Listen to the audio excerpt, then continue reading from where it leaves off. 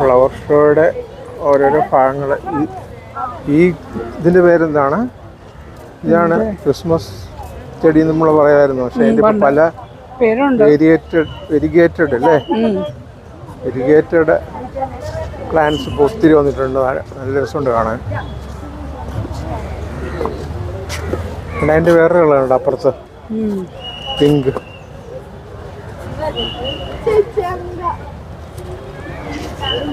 ഈ സൈഡില് വേറെ ഇതാ ജബോട്ടിക്കയാണോ?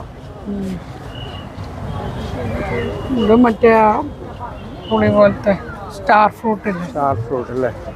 Star fruit.